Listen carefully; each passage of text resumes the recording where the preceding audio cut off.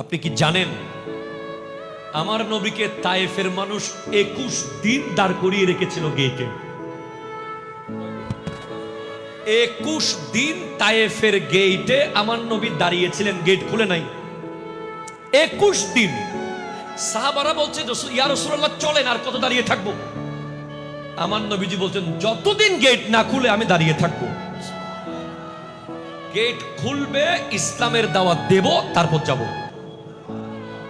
তারপরে আমার নবী যখন গোটা মক্কা বিজয় করলেন, গোটা পৃথিবীর শাসক আমার নবী যখন গোটা পৃথিবী নিজের কবজায় নিয়ে এসেছেন, আল্লাহর দয়ায় বদরের যুদ্ধের পর, আমার নবী উহুদ যুদ্ধের পর, মক্কা বিজয়ের পর চাইলে তায়েফের মানুষের প্রতিশোধ আমার নবী নিতে পারতেন।